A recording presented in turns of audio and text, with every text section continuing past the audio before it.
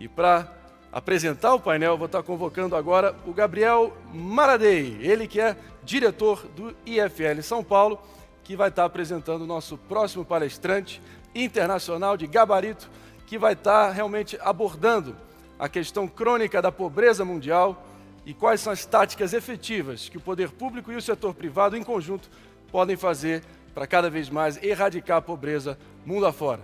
Vamos que vamos e assim seguimos no 9º Fórum Liberdade e Democracia do IFL. Gabriel.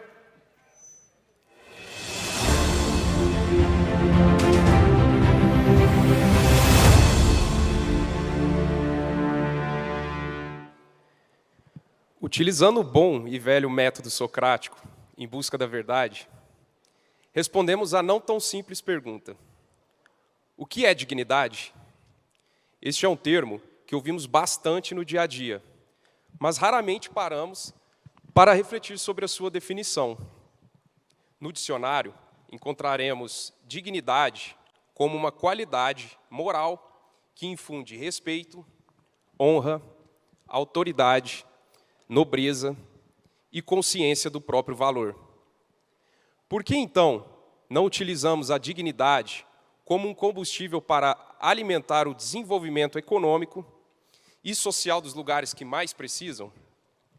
O alicerce desta ideia é o fato de que não conseguimos desenvolver outras pessoas. São elas que desenvolvem a si mesmas. A geração de riqueza não existe quando indivíduos são meios para a ação de governantes ou outras instituições. Ela existe quando indivíduos livres agem sobre meios para alcançarem seus fins. Desta forma, um ambiente favorável ao desenvolvimento econômico é aquele que propicia a dignidade ao trabalho, ao esforço e ao sucesso individual. É necessária uma mudança de mindset sobre o que as pessoas pensam de si mesmas e de outras pessoas. Claramente, tudo isso envolve o respeito ao fato de que indivíduos são donos de suas próprias vidas e de suas conquistas. Para falar sobre desenvolvimento econômico com dignidade, eu chamo ao palco Matt Warner, presidente da Atlas Network.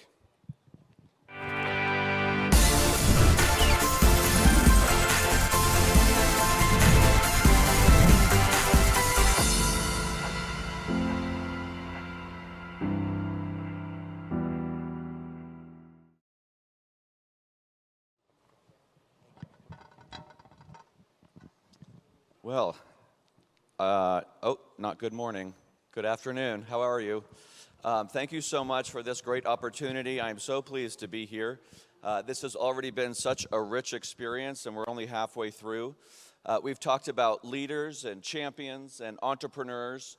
And for my discussion today, I'd like to invite all of us to be leaders who champion entrepreneurs, including those enterprising people who are working and figuring out how to solve problems in very low-income, informal, poverty-stricken areas. When we think about the opportunity to apply the idea of dignity, it's actually a very strong economic strategy. About 300 years ago, we started seeing an incredible uptick in standard of living. In fact, Deirdre McCloskey calls this, oh, thank you. What do I push? Okay. The economic historian Deirdre McCloskey called this the Great Enrichment, a 3,000% increase in standard of living. And so our project today is how do we make sure that the standard of living increases that so much of the world has experienced continue to become available to everyone.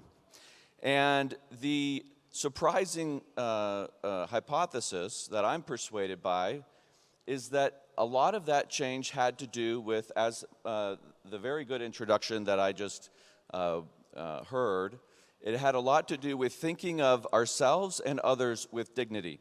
Historically, dignity was about rank. It was about who you were born into, aristocracy, etc. In the Enlightenment, we started to think about dignity in a different way. We thought about it as something universal, that every human not only has equal moral worth, but that everyone has unique knowledge pertaining to themselves and their preferences and their families and their culture, and that knowledge, exercised through agency, plays an important role in achieving economic success. So let's talk a little bit about how that's happened. If you go to, think back to the year 2000, this book, The Mystery of Capital, was released, Hernando de Soto. It's an amazing book. It had a huge impact on me. One of the things that he points out is that the low income of the world, many times one of the biggest reasons that they are kept in this state is they lack the rules of the game, the institutions that secure market access and market participation. In particular, property rights. Without a standardized way to exercise property rights, it becomes difficult to leverage your assets, to define your assets, to arbitrate when there's dispute, or to collateralize and get access to credit using your assets. And he estimated at that time $9.3 trillion in dead capital as a result of weak property rights systems. The interesting thing, though, is that knowing that better property rights systems will help lift people out of poverty is not sufficient to solve the problem. Because as it turns out, the way in which property rights systems get strengthened is not so obvious. In the year 2005, the gentleman on the right, George Aitai, a great economist who unfortunately passed away earlier this year, he wrote this book, Africa Unchained, and he was credited with really shifting the U2 singer Bono's views on the future of development. Of course, you know Bono has long been a big champion of global aid and development, and he, for many, many years, was persuaded by the traditional mainstream methods of doing this. This idea that some countries are wealthy, some countries are less wealthy. We need to take some of the wealth and the expertise of the people in the wealthy countries and go and provide these gifts and services of we're going to help show you how to become like us. Well, a few years ago, George Aitai came to our offices at Atlas Network, and he said he was not in good health. He came with a wheelchair and had many health struggles. But he said, there's one more thing I need to do in my life, and that is write a textbook on economics for African students using African history and African context so that they can understand that the principles of market economics are not foreign to them. That in fact, pre-colonial history, there is much evidence, according to George Aitai, of some of these market practices. And he wanted to reconnect African students with this history. One of the things he said in this book, which came out in 2018, is he said, the informal sector is a vibrant sector, bustling with entrepreneurship, and it can serve as a dynamic engine for growth. Now, this is a bold statement in the broader international development community, historically, because the presumption, and the perverse presumption in many places, is that the informal sector, the low-income sector, represents a blight, a hurdle, a problem that's in the way of the kind of economic future that we're trying to build. And Aitai talked about even national leaders cooperating with aid programs and prioritizing and putting a premium on spending all of that aid not in the places in their countries that had the most poverty, but just to modernize and make the urban centers where they lived look a little bit flashier. And so this was a big mistake. And there were even campaigns in some of these countries to go and criminalize all of the activity happening in the informal sectors. It is technically in many places illegal because it isn't part of the formal system, and conduct these very aggressive and violent raids of arrests and confiscation, et cetera. And that, unfortunately, is a very common part of what people in the informal sector experience throughout the world, even though in many countries they make up half of those working. And so for many years, the major international institutions responsible for advancing development and working toward reducing poverty around the world, they had, and let me be clear, I've gotten to know lots of people in these institutions, and I'm struck by so many of them how much that they've gotten into this work with bold and noble ideas, hoping to make the world a better place. But one of the problems that's happened is that the model presumes, again, this old thinking that Bono used to be part of, which is some countries have wealth, some countries have less. The wealthy countries have experts who are highly educated. If we can take these resources and this technical expertise and come and teach the people in the low-income places and build for them the kind of communities that we think and know that they'll like based on ours, that they'll succeed. One of the products that has been going on for years and was recently discontinued is this publication every year called the Doing Business Report. Now, I have extremely mixed feelings about this report because I think the actual report and the things that it measures and tracks are fantastic and they're important. And it's hard to see, so let me read out a few of them to you. This report, for about 20 years, for most countries in the world, it was like 170 countries, they would every year assess, based on a hypothetical business that was trying to operate in that country, how hard is it to start a business and register it and become formal? How hard is it to get a construction permit? Are there a lot of delays? Are there a lot of permissions? A lot of different people you have to get to sign off on it? How hard is it to get electricity? How hard is it to register your property? Again, that fundamental important piece of property rights. Getting credit, protecting minority investors. How easy is it to comply with tax codes and paying taxes?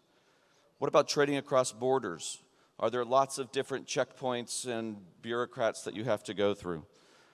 Enforcing contracts, is it predictable? Is it timely and swift?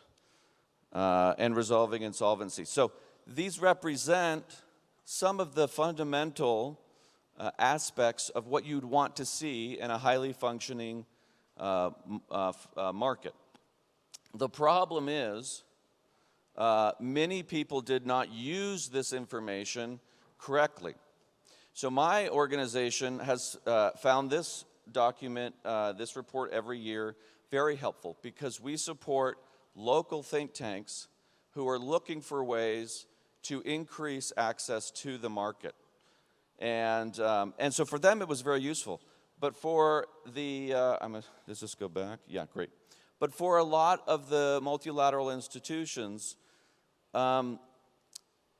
whether intended or unintended, it led to a lot of perverse incentives that included, for example, if a low-income country was trying to qualify for loans from the IMF, they would have a list of some of these types of things that they would need to adopt, and they would either adopt them in a very superficial way, or they would adopt them as some copycat version of a different country. And so it wouldn't really stick and make a difference for the people living and working in that country. And so for that reason, this report was highly criticized, and among other reasons, and it was discontinued last year. I am working with some others to reinstate it in a much better version with a lot of the things that we've learned in order to make sure it's used correctly. But the point is, we have now, as a broader international development community, started to question, thank goodness, this idea that it's as simple as transferring one type of institution and set of rules from one place and assuming it's going to work. And there's this great book called The Light That Failed that takes this idea even a step further.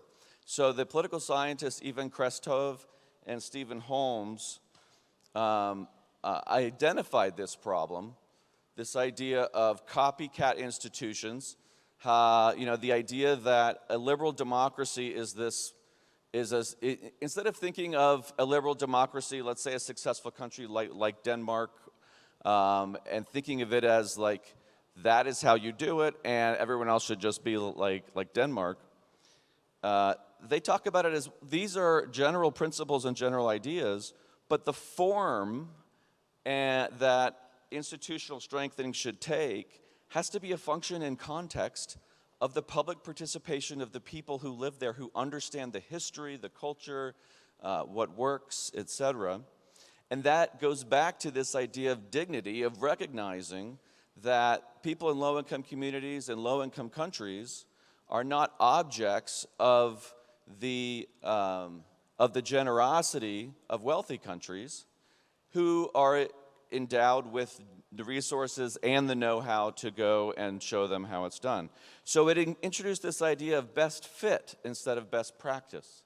How do we find the best fit of something that is closer to a better functioning, more inclusive market institution? And I want to share this. This comes from Matt Andrews at Harvard University. And I find this to be just an incredibly helpful way to think about this problem. If you think about these two axes, one is we know it works. We know it's a successful functioning market institution like a highly well-functioned property rights system or a way for resolving insolvency that is effective and just. And we call this an external best practice, and it's up here on the left. But then we have maybe a low-income country is saying, well, we want to improve something. We want a better property rights system. Here's our current practice. Here's what's happening now, and it's very dysfunctional or it's not very effective. But what we do know is that it's possible in that context. So whatever is happening is functioning to some degree. And what, again, the historical approach has been from the mainstream international development is, well, let's take the best practice and then let's go deliver it in this place. And to just give you one example of how these kinds of projects happen, and unfortunately, if you wanted more examples, there are an incredible number of them. This is part of why the reckoning is finally happening in foreign aid, because it's undeniable that too much of the projects are just not working. But this happened in Uganda in a village called Ruhira, where there are about 7,000 villagers, and historically the people living in that village grew a crop that was like maize.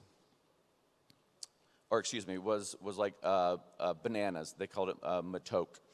And the experts from, I believe, Columbia University, under the direction of Jeffrey Sachs, who became kind of a celebrity development economist, said, you would get better crop yields if you switched to maize, to corn. And so they gave them $300,000 to switch their crops that they had been historically growing from matok to corn. And sure enough, they did achieve higher crop yields. The problem was there was nowhere to sell the excess corn or to store it so it could be preserved. The roads to get to a market that might have some demand for the corn were not passable, or to get the big enough trucks that knew how to get through those roads were too expensive. You wouldn't make any money on the corn. And since there was nowhere to store it, the corn rotted, and it created a rat infestation. And one widow who lived in the village, she said, corn is everywhere. Everyone is trying to keep it and put it places, and all that's done is brought all these rats. And so something that had good intentions, it wasn't a fit for that time and place. It's not so simple. So what Matt Andrews says is, okay, take your current practice and don't dismiss it. Don't assume it has nothing to offer. What people are doing now, they are being enterprising in the constraints that they're in. Let's learn from that. And so to start to think about strengthening institutions, it needs to be a local, public, participatory experience that builds on what is and works towards something that is strengthened. So you get this new idea of a design space somewhere in between, and it's a little bit messier, but it sure works a lot better, and that's the important piece. Let me give you a story of how this has worked. In India, this gentleman, Dinesh Dixit, grew up in a rural village, and when he became of age, he sought a better future in the big city in New Delhi.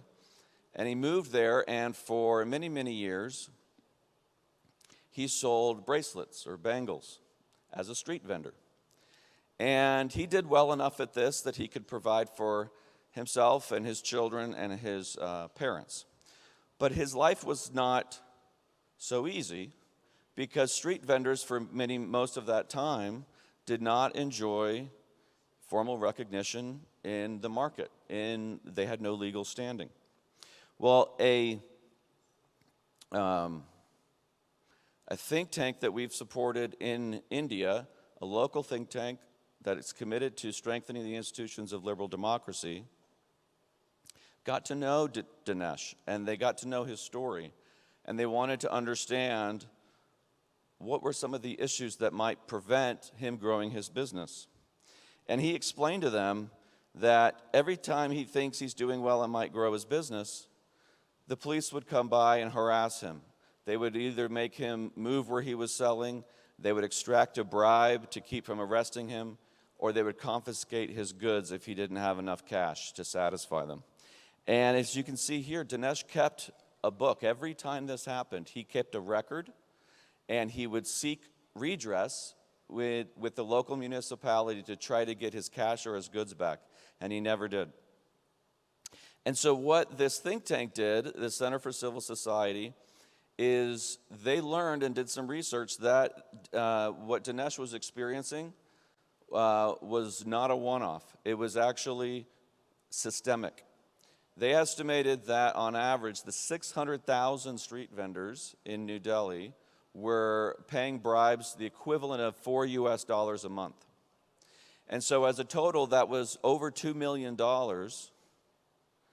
in bribes extracted from some of the most low-income people in the city. So they wanted to do something about this.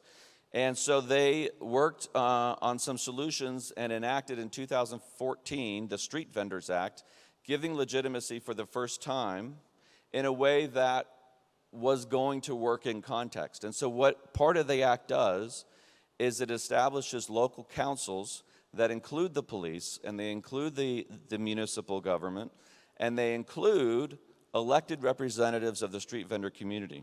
Well, Dinesh ran for that position and was selected by his peers to be part of these councils, where they would sit down together, even across the people who used to try to arrest him or extract bribes. But now, with legal standing in the law, he was able to work out arrangements with them to improve the rules of the game so that they knew, okay, where can we sell where we know that we'll be protected by the police instead of harassed by the police? When can we sell? Let's work out a system that works. Because obviously, there's demand for the products that they're selling. Okay, the entrepreneurs today talked about that's what entrepreneurs do. They solve problems. There's demand for the things that he's providing. And there's knowledge that he has about how to do it. So his dignity is now recognized for his knowledge and for his standing in the community. And now he's grown his business even bigger, and he's hired more people, and his son is now taking over the day-to-day operations. And Dinesh now says that he sleeps with his shoes on because he loves his role as a representative of his peers to stand up for them whenever there's a problem. So if they call him in the middle of the night, he's ready to jump out and go and help. Here's another story, Veronica in Peru. A think tank in Peru wanted to understand what were the actual barriers that were preventing micro-entrepreneurs from growing their businesses. Again, instead of taking an abstract idea from a foreign functioning solution and assuming it's going to work in context, this think tank wanted to go and see what's really happening on the ground. And they wanted to hear from and acknowledge the dignity of the individuals who were experiencing this. And Veronica explained that one of the things that makes her little business so difficult is that she has to pay taxes every month on the invoices that she's issued, even if her customers haven't paid the invoices yet. So cash flow became a huge issue that she was always up, keeping her up at night, not sure she was going to be able to pay the taxes, not sure she was going to be able to buy more inventory because she was still waiting on payments. And so it became very difficult for her to ever, make any investments in her business, expand to, try to grow it into something bigger. And so the think tank worked with the government there to say, hey, let's come up with a solution. And so now they've changed the law so that there are ways for someone like Veronica to pay quarterly. And just that change from monthly to every 3 months has made a huge difference in allowing her to plan and predict how to both make those payments and receive payment from her customers. A simple solution, but not one prescribed by somebody in London or New York City or Washington, D.C. And I was also struck by Veronica because she was very passionate about how she runs her business and what she's learned. She studies the products, she learns her customers, she knows what they want. And I want to point out to you that knowledge, it's not knowledge about that somebody learned as a PhD in development economics. It's not knowledge that someone at the World Bank has. And in fact, I would suspect in this time and place, and with this particular customer base, there are a few people in the world that know more than Veronica about what to anticipate, how much to buy, how much can she sell it for. That kind of knowledge is not part of the equation for traditional development, but it's really important.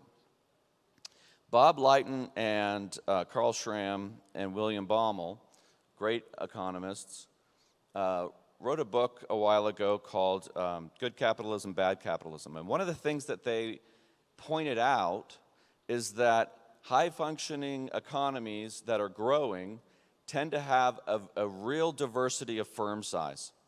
Places that are not growing so well tend to be characterized by maybe a few big, highly politically connected, even state-sponsored companies, and then just lots of very small companies.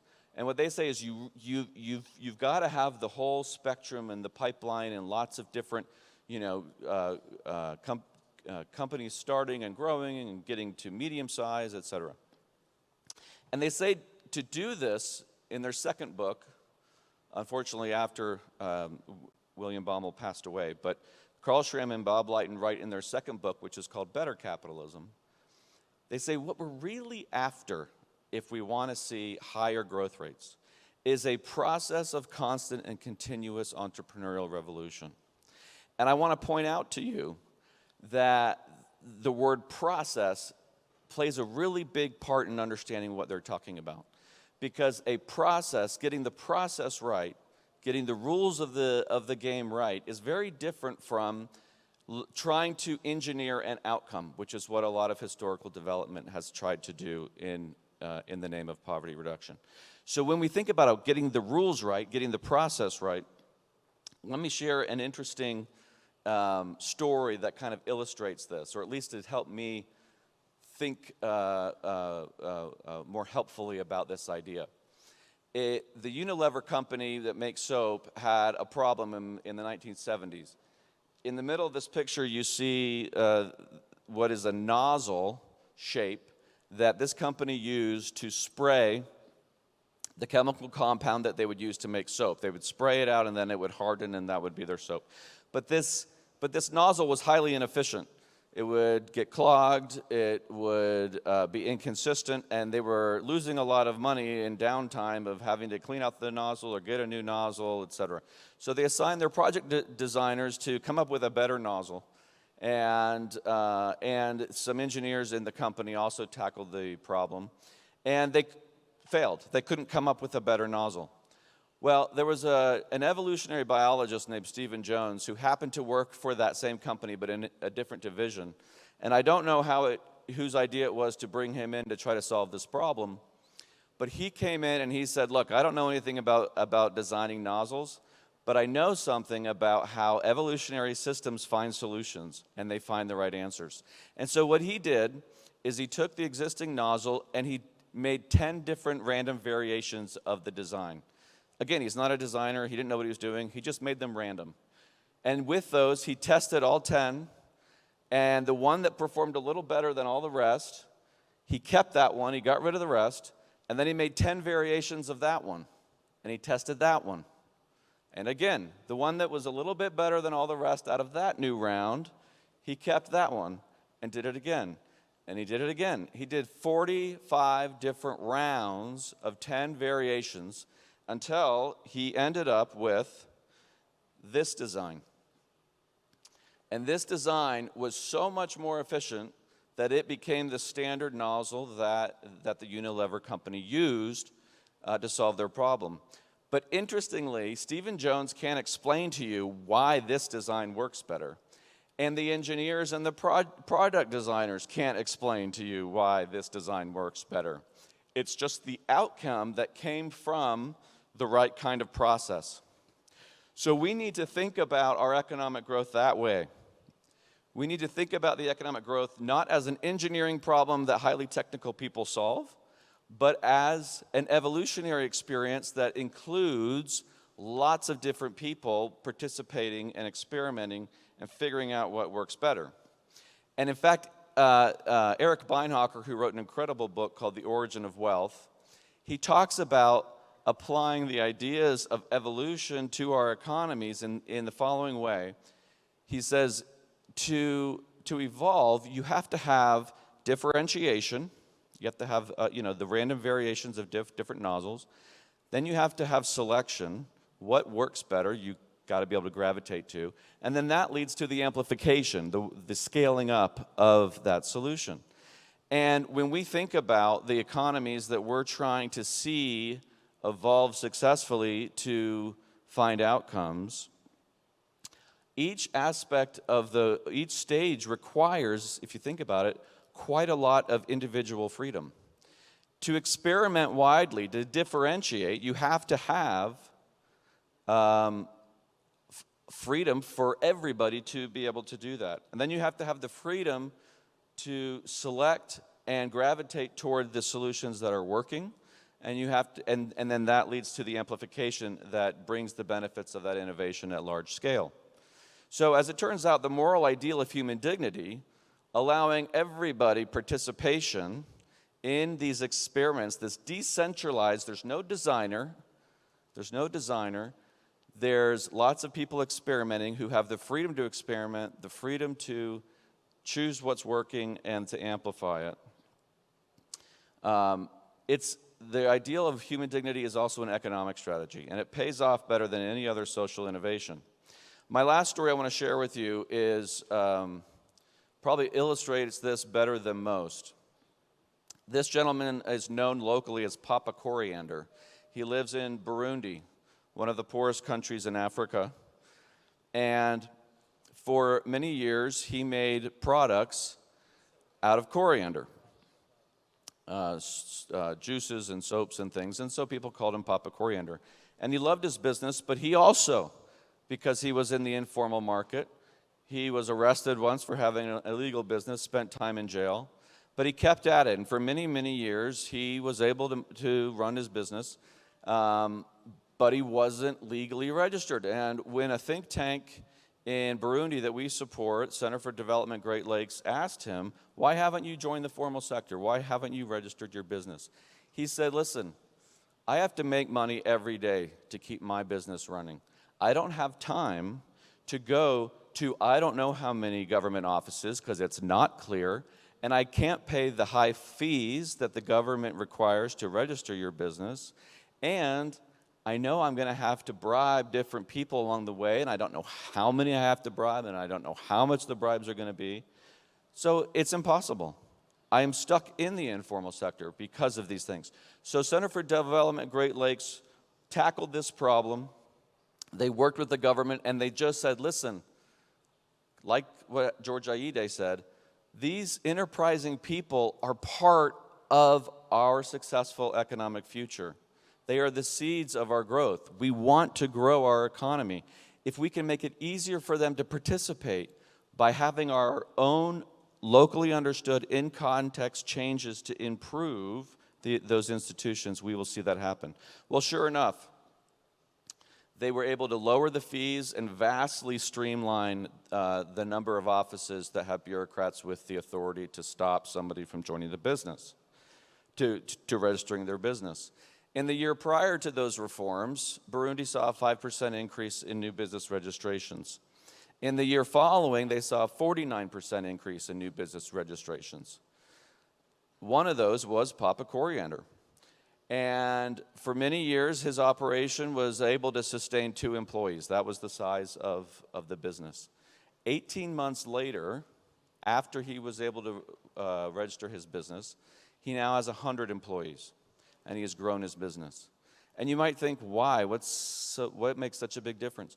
When you're in the formal sector, you have legal standing, your rights are protected rather than violated by government officials and police.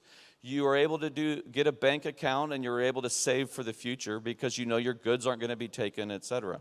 So if we want as diverse of a mixed firm size as possible, like George Aitai said, we have to look to the informal sector, the micro-entrepreneurs, and we need to champion their inclusion in the formal markets that provide these kinds of benefits. And the way to do that, again, is, of course, learn from all the systems around the world. This is not about saying that other systems have nothing to teach local systems, but it's the prerogative of who chooses how and when and in what form to adopt some version of these ideas toward a stronger liberal democracy and market system. And so, and this is a couple more of Papa Coriander. So I just leave you with this, that Joel Mokyr and Deirdre McCloskey and economic historians, they say a culture of growth is a culture of human dignity. It's understanding that individuals, every individual, has agency, and they have unique knowledge that pertains to their time and place. They know their history, they know their religion, they know their culture, they know their family, they know their customers. We need to include that in our development models, and that means including them in decision-making power and influence on how our institutions get improved. And I have seen that when we do that, it works. And so thank you for the time to share with you what we're doing. If you want to learn more about this, please contact me. This is my email. You can visit our website. And then our new book on these ideas is available on Amazon. So thank you very much.